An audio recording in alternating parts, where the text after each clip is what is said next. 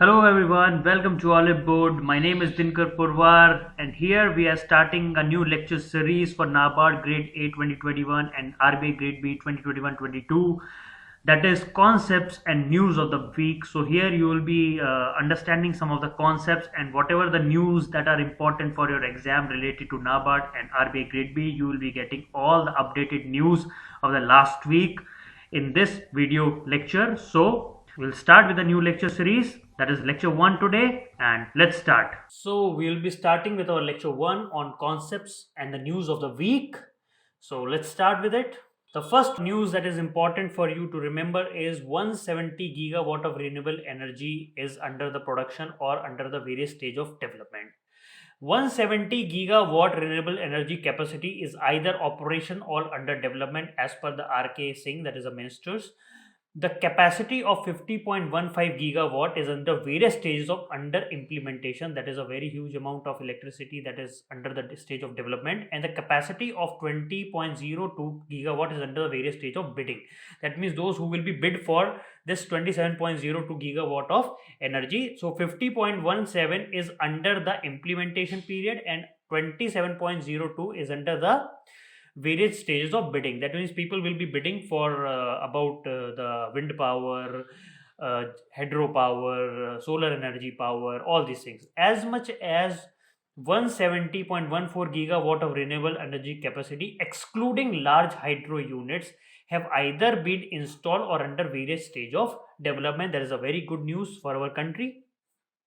The minister also told the House that the government has set up a target of 170 gigawatt of installed renewable energy capacity, excluding the large hydro, by December 2022. So that means we have set up a target of 175 gigawatt of installed renewable energy by the end of December 2020, and as per the starting of that, by the month of March, we are already there in 170 gigawatt of renewable energy capacity, that is either in the development or operational. So we are just close to our, that means there is still 1.5 year left, or more than 1.5 year left in order to achieve this. So we are more optimistic about that we will be going to achieve our target of 175 gigawatt of renewable energy by 2022.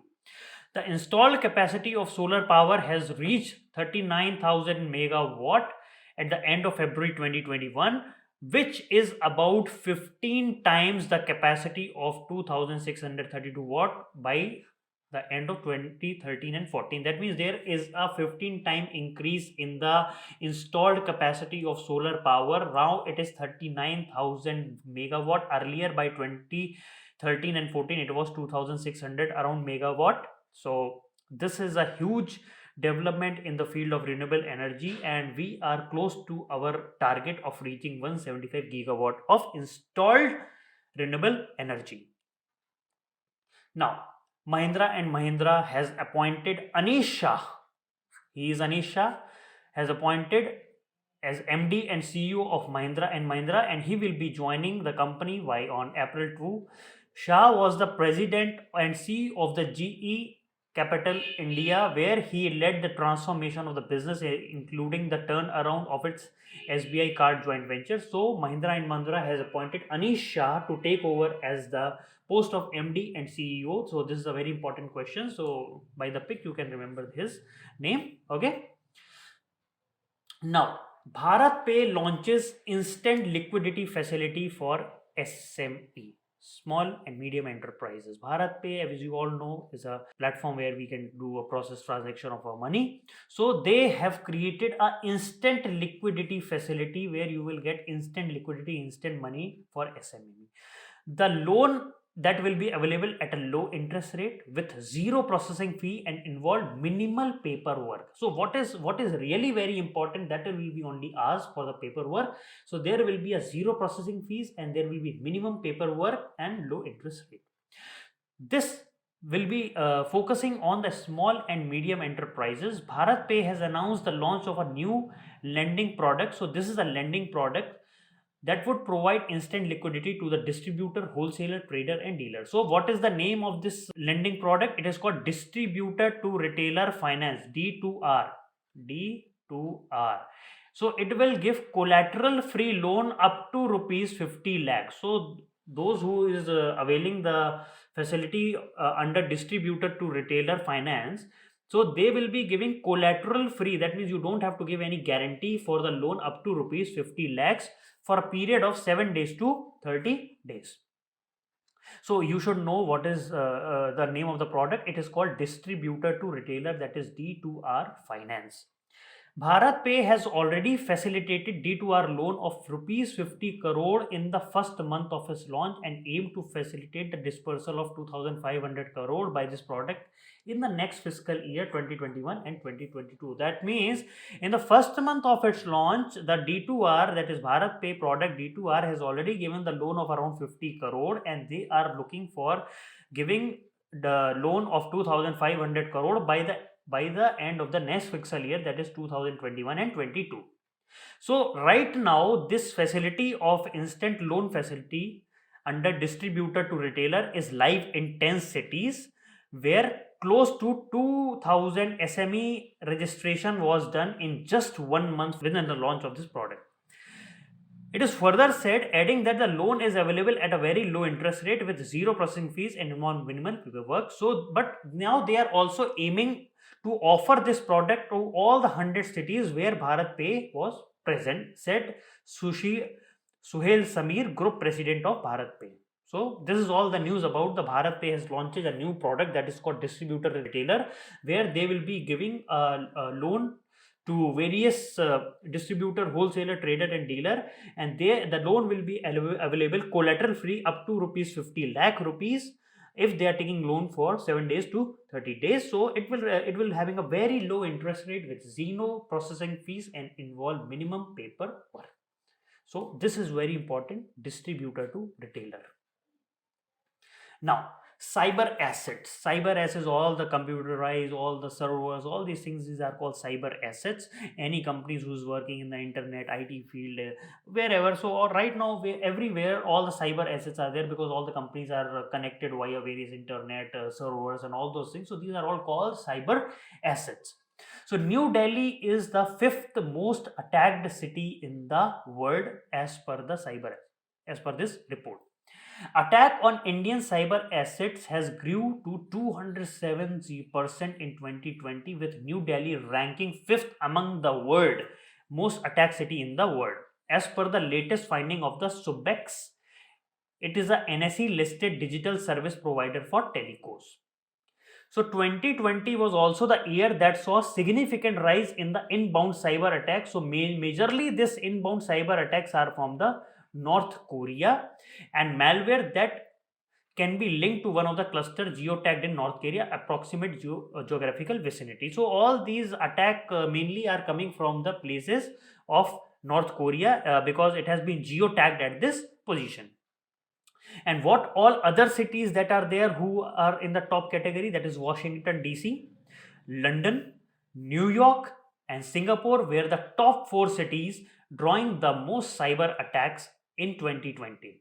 China tops the list of origin countries of the attack. That means China has topped the list from where this attack is coming. That means China's on the top where this attacks is happening. That means from China these attacks are coming.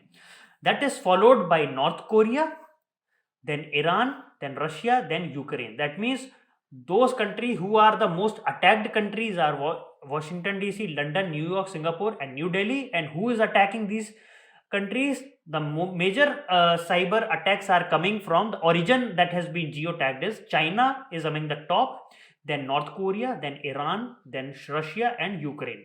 So you can also see that all these countries which are getting attacked and who are attacking, they are also have some kind of enmity between themselves. Whatever you think is that based on their economic, social and all those things. So because of that, those countries who are getting attacked and those who are attacking have some kind of major differences in the world. India witnessed a 91% increase in attack on manufacturing plant. So there is a 91% increase in the attack in the manufacturing plant. So you will come to know why manufacturing plant, especially where vaccine productions are coming extensively targeted. So from wherever this vaccine production has been done in India, these places are getting mostly attacked. So you all know that India has prepared a vaccine, and even the India is preparing the vaccine for whole world. That is why the places where this vaccine are getting manufactured are the most attacked place. Hackers were targeting disruption and pilferage of the IP data, that is intellectual property data. They wanted to disrupt the data, they wanted to get into the data and information on the production capacity. All the hackers wanted to understand what is the production capacity. They wanted to steal the IP data, they wanted to pilferage among the systems, all these things. According to the findings, hackers seems to be interested in learning about the Indian vaccine manufacturing capabilities, because they wanted to see why India is on the top list where manufacturing of the vaccine is on the top. So that is why hackers wanted to attack the whole manufacturing, and or they wanted to steal all the data from India. So whatever the places where manufacturing plants and which are associated with any kind of vaccine production, these all places are getting attacked. This seems to the part why they are getting attacked, because this seems to be a part of an overall effort to study. They wanted to first of all study, they wanted to monitor, and they wanted to attack the manufacturing sector in the country so that India should go on backhand. So but since India has developed its own capability of monitoring all these attacks, so that is why they are not able to achieve a proper success in this. So that is why hackers are attacking with various type of malwares, viruses, and all those things. So since we all know that year 2020 and 2021 is going in the COVID-19 pandemic, and India is in the leading producer of the vaccine in the world, that is why hackers are attacking these places. They wanted to reduce the image of India, and they wanted to disrupt the process in which vaccine is getting product in India. So that is why they are attacking India. So this is all about the cyber assets, how they are getting attacked. Now West Central Railway become the first fully electrified railway. So West Central Railway has become totally fully electrified. Electrification of this railway track that will be providing benefits such as saving fuels, reducing the travel time, as well as environmental impact. How they are going to save the fuel? Because electricity is cheaper than the normal conventional fuels. And how they are going to reduce in the travel time? The reducing in the travel time is because when we are running the train on electricity, proper power to the engine, because of that the engine is able to have a proper efficient working of the engine is achieved. So because of the efficient working of the engine, the time travel between the various places got reduced. And also it will help in the environmental protection. Why they are going to have environmental protection? Because we will be using electricity, and we will not using diesel, coal, and all those things. So because of the diesel, coal, and petroleum, it created greenhouse gases and carbon dioxide and various other gases. Because of that, there is a huge impact on the environmental. So now electricity will be used. People will say that electricity also gets generated in the coal plant. Yes, electricity is generated in the coal plant. Perfect. But from the coal plant, only electricity comes out. So here, if we are running our engine on the coal and electricity is coming from the coal plant, that means we are adding 2 times the power. So, but now we are burning the coal at one place and we are generating the electricity that will be used at the other place. So because of that, the second place will not be using any kind of conventional fuel, and because of that, environmental protection will be achieved. So this is all about the West Central Railways becoming the first fully electrified place in India. Electrified railway tracks. Now, Fitch Rating revised India GDP growth estimate to 12.8% for the financial year 2022. So, in the latest global economic outlook, so this has been produced by the Fitch, that is Global Economic Outlook. So, Fitch has give a revised India GDP growth estimate of 12.8%. So, in a latest global economic outlook, Fitch said revision is on the back of the stronger carryover effect, a looser financial instance, and the better virus containment. So because since India GDP estimate growth has been increased, so because of that, because India is doing proper in the virus containment and proper opening of the sectors are there. So because of that, Fitch has revised the rating of India GDP growth. From earlier they have given that 11%, now they have increased to 12.8%. So Fitch Rating has revised India GDP growth estimate to 12.8% for the fiscal year beginning April 1 from its previous estimate. Earlier they said India will be growing at 11%, but now they're saying that India will be growing at 12.8%, saying its recovery from the depth of the lockdown induced recession has been swifter. So because they said that because of the depth of the lockdown and the recession that has come in the because of the COVID-19 pandemic, so there is a very smooth opening of the sector, and there is a data which says that India is on the recovery path. GDP surpassed its pre-pandemic level in December quarter, that is growing by 0.4% year on year after contracting 7.3% in the previous quarter. So you should know that earlier India GDP was contracting by 7.3%, but in the December quarter it has grown by 0.4%. Because of that, the people got a smile in their faces that GDP is growing now. The rapid pace of expansion at the end of 2022 was powered by the falling virus cases. So, what is the reason why the GDP is growing? This is because by the end of 2022, India has able to reduce the cases of virus in their country, and the gradual rollback of the restriction along the states and the union territory, because since the virus cases are falling, so slowly the India's manufacturing sector, service sector are slowly opening up. Or because of that, there is a rapid pace of expansion at the end of 2020.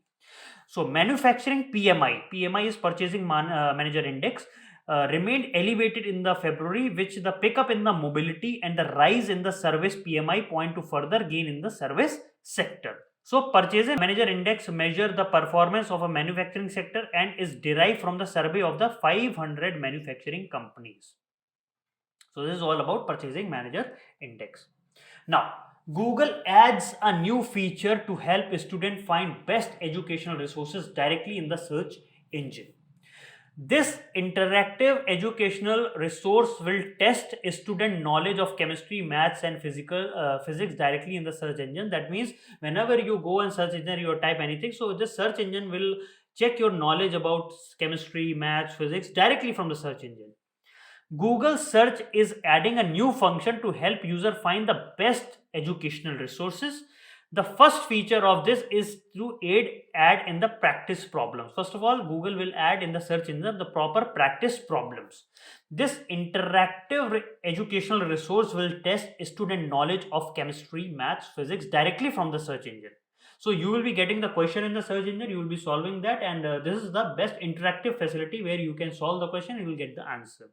And in the coming weeks, additional support will be given to solve complex STEMs problem like science, technology, engineering, maths, S, T, E, and M question through a detailed explanation of the topic and provide the targeted resource of the complex subjects. Another Google search feature was introduced using which user can get more information about the website before visiting actually that website. So Google is also adding one feature where whenever they type anything, they will get the information about that website without actually visiting that website. And if you find that this website is important for me, so you can enter that website. So Google said that it will show a description of the website from the Wikipedia before they are about to open it. So this is all about the Google additional features for the educational resources. Now, India will have a heterogeneous banking sector in a decade with 4 type of banking. Shashikant Das, he is our RBI governor, who said there will be 4 types of banking that will be coming in India. The Reserve Bank forces a competitive, efficient, and heterogeneous banking sector with 4 distinct sects of banking. So 4 distinct sects of banking will be there. They will be working on various different fields, dominating the landscape over the next decade. There will be large banks which will be having a presence across the country and the world. Then we will be having a mid-sized bank that will be present across the economy, that is small finance banks and regional rural bank and cooperative, to take care of all the small borrowers and the digital payers. The comment came days after the RBI has appointed a committee by former Deputy Governor Shyamala Gopinath on the banking license to evaluate application for the universal banking. So there is a committee that has been appointed by the RBI under the former deputy governor, that is Shyamala Gopinath, that will be looking for the banking license that has to be given for the universal banking and small financial banks.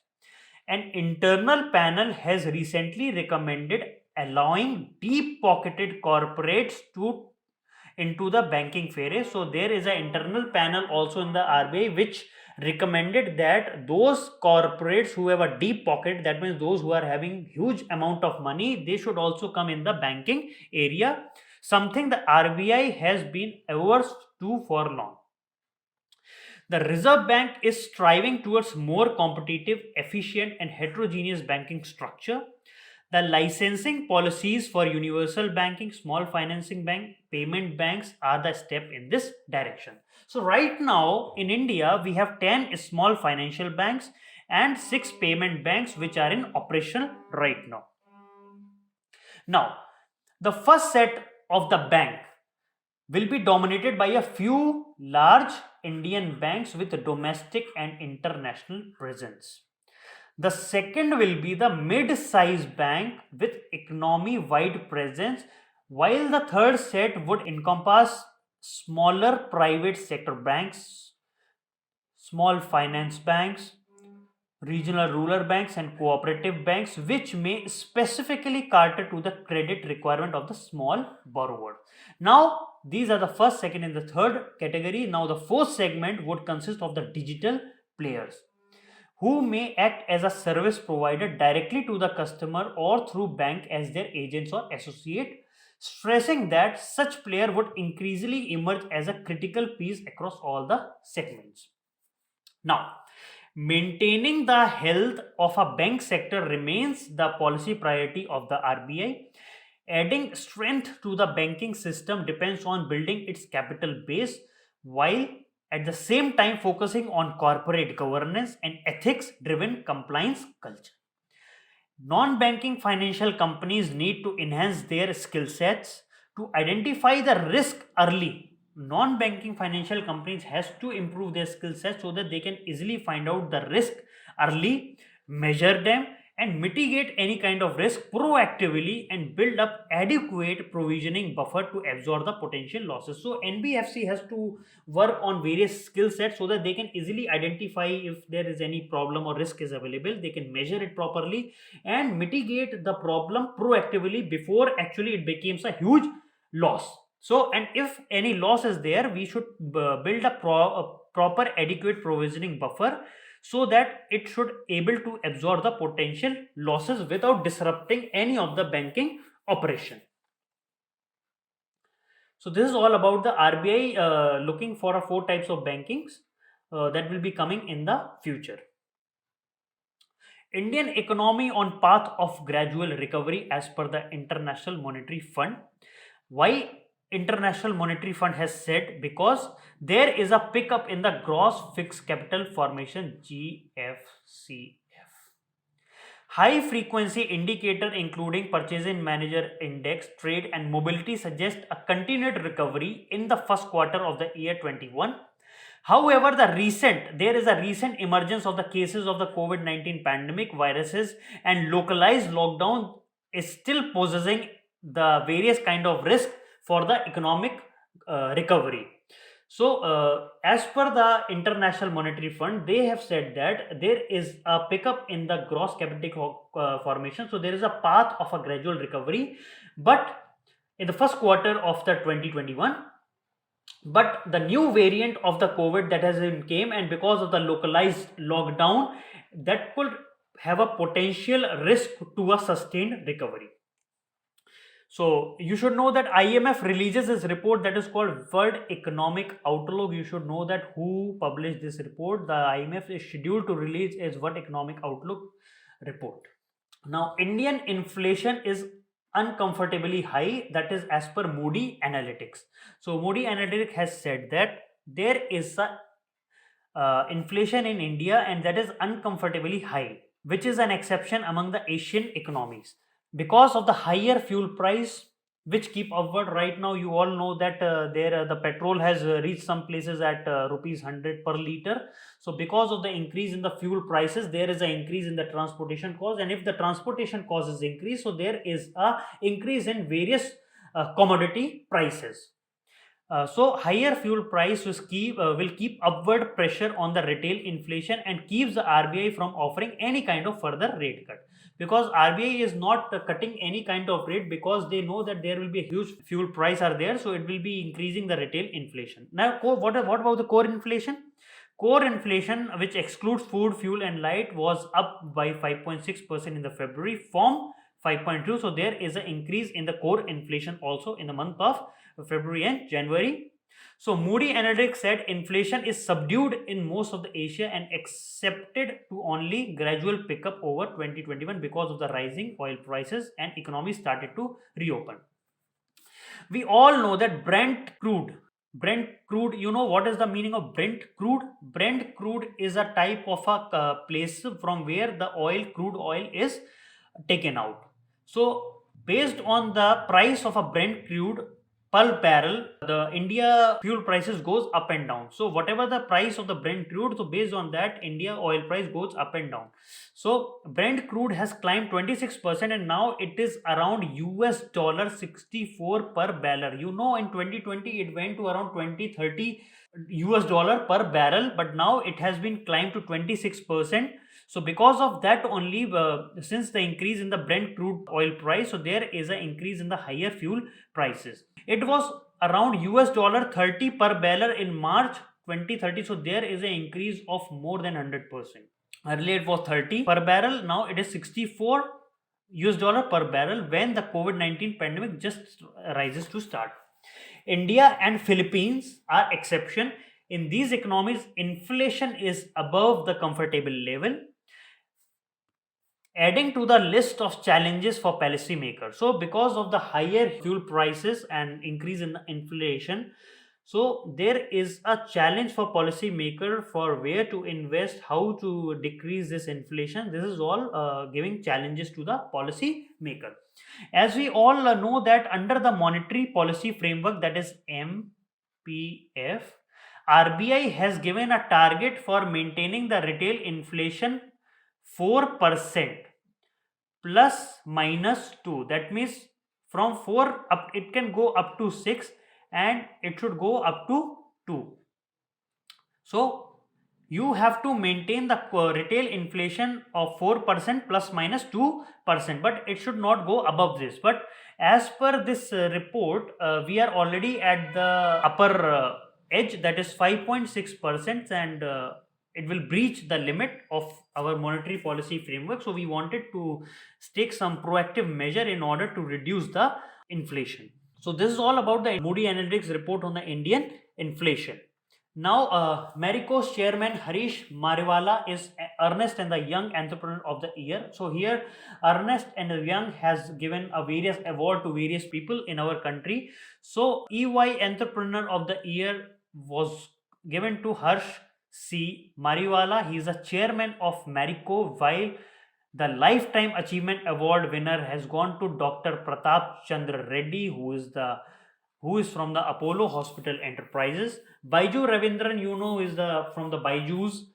He's the founder and CEO Think and Learn, was adjudged as the winner in the business transformation category. While the Lenskart solution, you know Lenskart, who is working with specs, glasses, and all those things.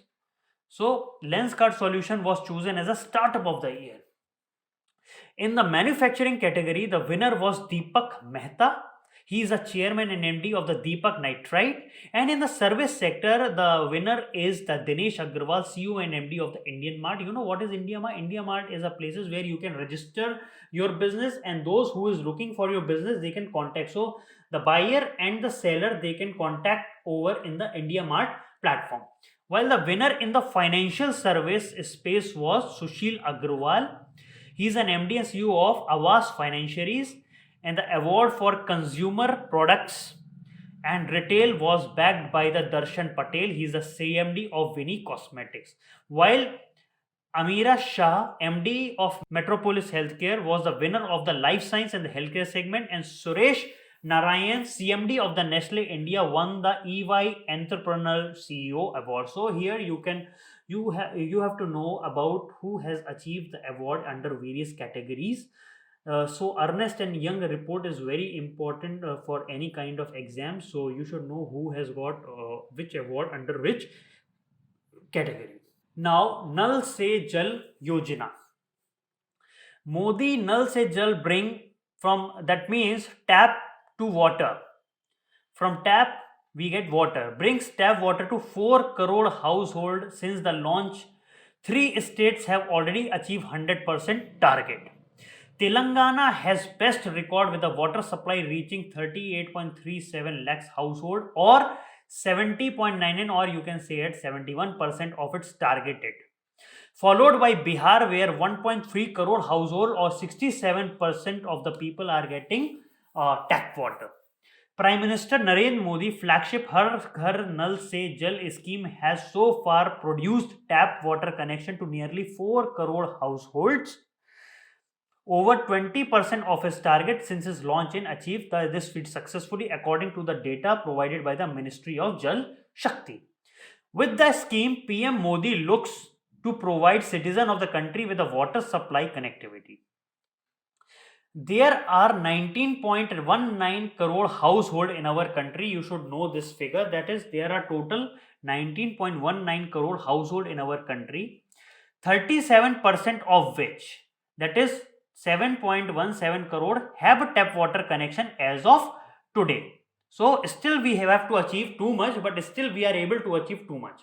So the number of households with a functional temple earlier in August 2019, there were only 3.23 crore people, household who was having tap water connection. By 2021, that is in a 2 year, this data has got doubled.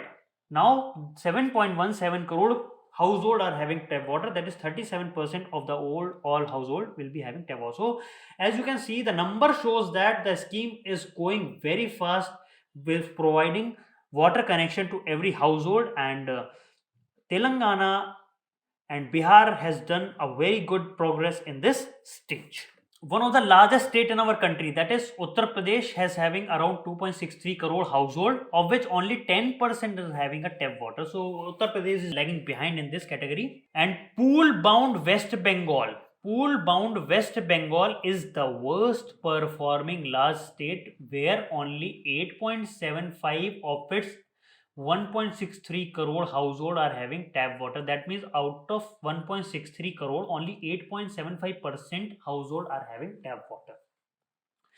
Meanwhile, Bihar and Maharashtra fare far better with 68.69% and 63.36%. So people will be asking why you are telling all these numbers. The numbers are there. If you have a numbers, you can have an edge over the exam. If you are writing any kind of subjective exam, you can use these numbers and tell. So it will give a weightage to your answer.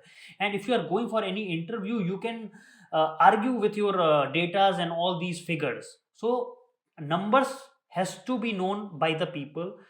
Since you are going to study about the NABARD and RBI Grade B exam, so you should know the proper numbering, how the schemes are working. If they ask you what do you know about Nal Se Jal Shakti, you can properly explain about these things, correct? So this is how you have to work for your any kind of exam. So simply do not go and pass the exam. Have a proper knowledge, so that if you go somewhere, you have a proper knowledge about anything. Even if you got selected in the exam, if you don't know proper how this scheme is working, so it is not good. You should know how, if you are getting selected in any of the exam, you should know how we have to work, how we have to improve our country, how we can improve various parameters of our country. So this is how you should know all the figures. Start reading the figures, start analyzing the figures. So this is how you are going to achieve the feat, correct? So Bihar and Maharashtra have the highest proportion of the household with tap water supply across the country. So this is all about the Nal Se Jal. So now we have come to Udyam portal. Udyam portal is for Ministry of Small and Medium Enterprises. MSME registration crosses to 25 lakhs mark on Modi government's Udyam portal. So this is the Udyam portal that has been launched by the government. where MSME can register. Now the registration of around 25 lakhs has been achieved over here.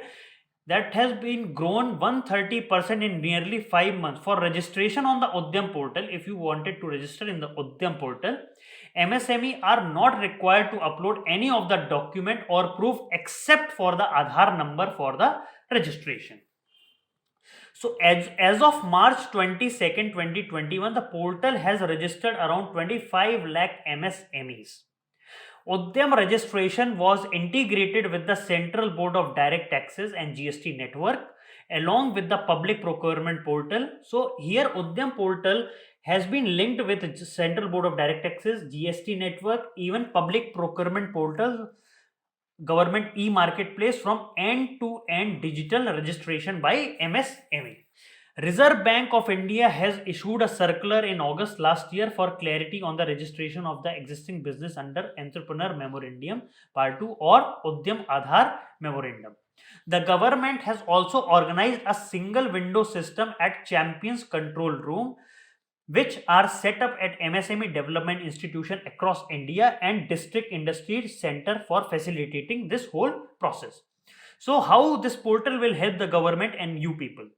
The portal will help the government in identifying the possible beneficiaries of various schemes.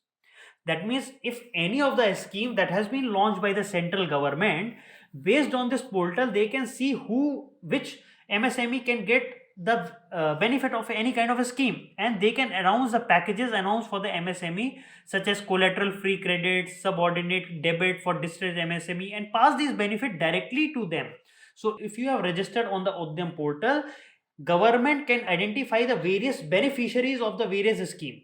So if you are not registering in this portal, so how the government will know who is requiring any kind of loan, who is under the distress, or all these things? If you are doing registration in this portal, government will come to know about how they are going to provide you with the help with the various schemes, packages, MSME such as collateral free credits. So government and MSME can come in close contact with this Udyam portal. So this is all about the Udyam portal. So today we have done about various news that has been there coming in the last 1 week, that is 170 gigawatt of renewable energy that is in the installed capacity or in the various stage of production. Then we have Mahindra and Mahindra new CEO, that is Anish Shah. Then we have a Bharat Pay has launches. This is distributor to retail. That is very important. You should know that distributor to retail, that is D2R Finance. Then we have cyber asset. New Delhi is the most attacked place. Vaccine production places are getting mostly attacked. And then we have moved to the West Central Railways, become the first fully electrified railway in our country. Then we have a Fitch rating where they have increased the Indian GDP growth by from 11 to 12.8%. Then we have a Google adds a new feature where proper you can get all the solution based on the search engines only. Practice problem, first features, practice problem, then stems problems that will be there. Then India will be having a 4 type of banking in the next decade. The 4 banking will be first of the who will have a presence in the domestic and international presence. The next will be the banking mid-size bank. Third set will be private sector banks, and the fourth will be the digital payers. And you should know about the committee that has been set up under the Syamala Gopinath for giving banking license and also to evaluate the application for universal bank. So, and Indian economy on the part of gradual recovery, you should know what which report is published by the IMF, International Monetary Fund, that is World Economic Outlook. Then India inflation is uncomfortably high, so because of the higher fuel prices and core inflation, and there is a rise in the Brent crude price.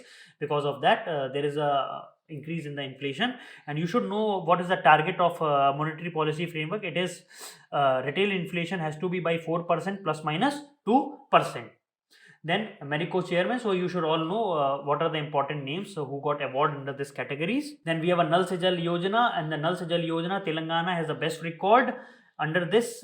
And we are having around 19.19 crore household in our country, and out of that 7.17 crore has got tap water connection in their houses, that is around 37%. And still we have a lot to go, but the pace of the scheme is going very fast. So, and West Bengal is the worst performing last state is there. Then we have Udyam portal. Udyam portal is the portal where MSME can register there, where you can get the benefits of the various government schemes, credit facilities, subordinate debts, and all. The government can check whether MSME, why distressed MSMEs are there. So all these are the benefits that you will be getting if you are registering in the Udyam portal. So these are the few important news that are there in the last 1.5 week. So we'll be coming with the next set of news in the next week. And never forget to like, subscribe, and follow. Happy learning. Thank you everyone for listening this lecture so patiently. I hope you have learned very good important concepts in the news of the week over here. So we'll be meeting you the next week, and we'll be coming with the more updated news of the next week. So always stay tuned, and thank you.